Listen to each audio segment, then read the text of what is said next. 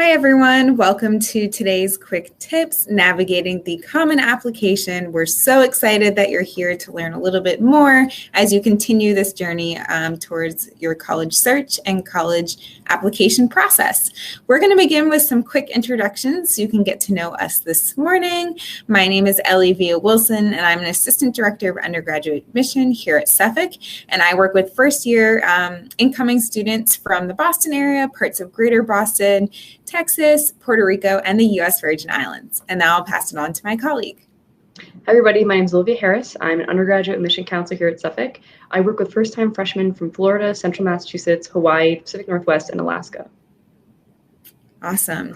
So first we thought we would just kind of talk to you more of a larger overscale about the different types of applications that you might come across during your college application process before we dive more into the specifics about the Common Application. So first, as I mentioned, we will be talking more in depth about the Common App today. The Common App was actually created in 1975, so it's been around for a little bit of time.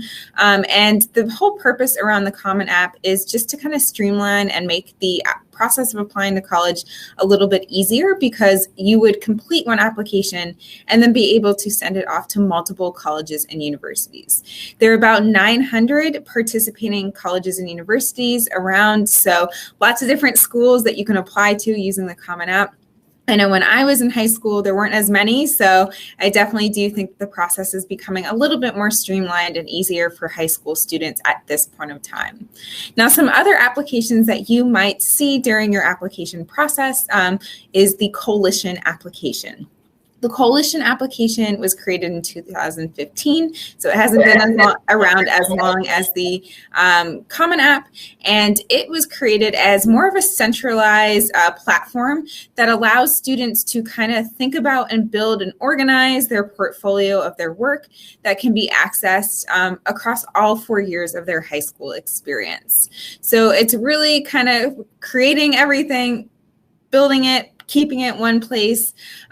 So once students kind of are ready to apply, everything is nice and organized. There are currently 150 member institutions of the Coalition App, so a little bit less than the Common App, but this is a type of application that you might find. There's also the Universal College Application, which was created in 2007. It's similar to the Common Application. It allows students to create one application that you can submit to multiple schools, and there are about 77 participating colleges and universities. And then finally, you might also find that some colleges and universities will offer the Common App plus their own specific applications, or schools that might just have their own specific application and nothing else. So for college-specific applications, this will be a separate application that's specific to that particular college or university that you're applying to. So just keep that in mind as you're going through the application process to have a good understanding of what application is actually required at the schools that you're applying to, because sometimes schools might have different requirements. So next, we're going to move on and talk more about the Common Application. As you can see in its name, Common Application, it is the most common way to apply to colleges and universities.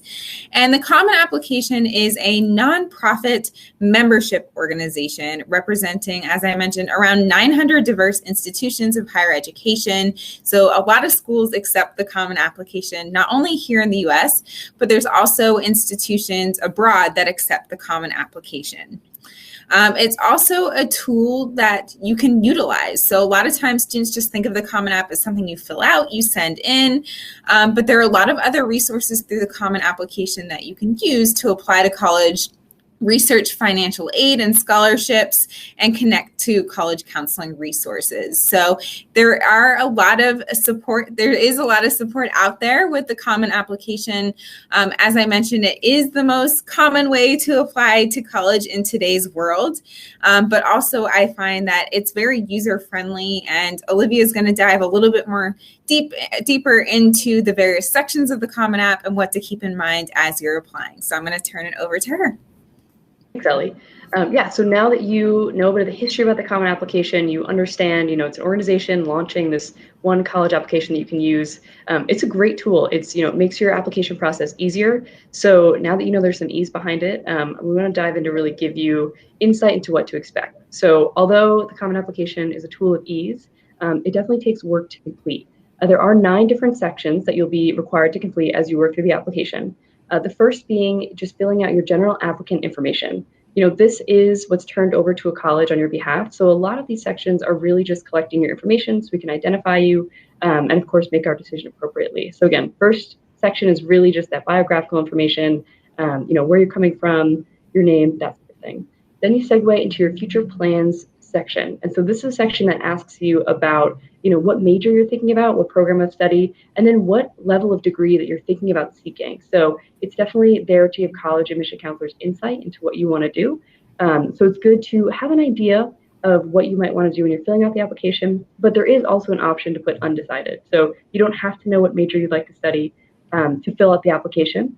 Of course, you'll want to see applying to which schools, if schools are open to you coming in as undecided. But when it comes to the actual filling out of the application, you can put undecided for future plans. Then you'll move into another more data-heavy section that's demographic. So that's where you mark off your racial identity, your gender identity, different demographic markers. Again, that ties back into collecting that biographical information about you. Then you'll move into the family section. So this is an area that you may want to connect with your guardians as you'll be recording information about them. So it'll ask about your guardian's education level, it'll ask about their current work, and of course, you can fill this out to the best of your ability. And if you have the resource to be able to confirm with your guardians, that's wonderful. But again, just do the best that you can in that section.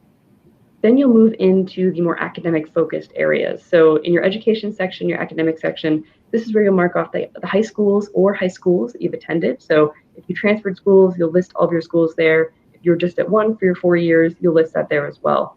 And in the academic section, you also have the option to input the courses you're taking your senior year. You may wonder why, the Common Application asks for that if you're also sending a high school transcript with your application, but this is a good section, particularly if you're applying early action or early decision. If you're applying with those earlier deadlines in November, sometimes your transcript may not have on it your grades and courses you're taking senior year. So this is a great place to input what you're taking, just to, again, give a college admission counselor an idea of the work that you're putting in senior year in case it doesn't end up on your transcript. So definitely keep that in mind. Then you get into maybe the more fun sections, I would say. So you end up filling out the extracurricular section, which is where you're going to input everything that you've done in high school. So this is where you write about all those awesome clubs you were a part of, all the different sports you took part in, jobs, any roles you took in your family, any family responsibilities. So it's a really cool place to showcase what you do outside the classroom to, again, give an admission counselor more insight into your interests and your hobbies and who you are. And then, of course, the next session is probably the most famous, the college essay, the writing session. So this is where you input that essay that you'll be working on. And then finally, you wrap up your Common Application with a signature. So that signature is significant in that it indicates that you're submitting an application that is all you. So, no plagiarism, you filled it out to the best of your ability, and that signature definitely carries weight. So keep that in mind as you're working through, keep you on track. So now that we've given you insight into what the Common Application is, what you'll see, we want to give you some tips, coming from us as admission counselors. So my first one is give yourself time to complete this. Your college search process is a series of steps. You'll see I put a little image there to keep, to remind you to really walk away with this. It's a lot of steps in this process, and completing the Common Application is definitely one of those concrete steps that really levels you up in this process. You're starting out by identifying the colleges you want to apply to. You're thinking about the majors and programs.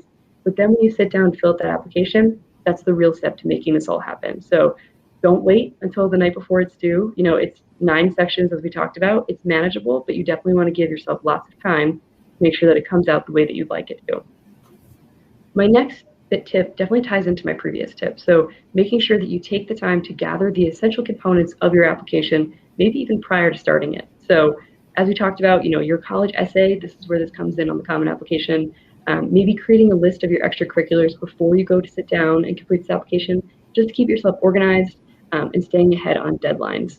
I should mention as well, the Common Application opens in August, and really the first round of deadlines that you'll see in the college process is November. So it's really to your advantage to, maybe take, the summer to gather some application materials, take the month of August, open up the application, but maybe not work on it just yet. So just keeping that in mind. And then, as Ellie mentioned, there are a lot of different applications out there. And so in your search, when you're identifying the schools you want to apply to, confirm that they accept the Common Application before you even start opening it. It saves you time, and also, of course, it makes sure that you are filling out the right applications for the right schools. The next tip I have is the easiest. So if you do anything that I'm saying, please keep this one in mind. Proofread, proofread, proofread. The college process is a lot about first impressions, and a lot of the time, the application that I got on my desk may be my first time interfacing with a student. So one way that you can really make sure that your college application is representative of you and is polished and is you putting your best foot forward is making sure that you just take out maybe grammatical errors, just making sure that all information is correct. So proofreading is very big to make sure that that happens. And then finally, with this whole college search process generally, and particularly with application completion, reach out if you need help. There are plenty of resources that you have in your community at your disposal. Maybe using, one of your guidance counselors at your high school, one of your college counselors, someone that can really answer any questions you have. There's no shame in clarifying, maybe a section of the application, as it's really to your advantage to make sure that you're staying on track and putting in that right information. And so that is it today for our common application tips and advice. But of course, if you have any questions and you want to hear an admission counselor perspective on it, always feel free to reach out to our office. If you're interested in Suffolk University, I can confirm we do accept the common application, so you can check your box there that you know that information now. But if you'd like to come visit campus, get to know us a bit more, feel free to reach out as well, and we are happy to accommodate you. So thanks for listening, and we look forward to hearing from you if you have any questions.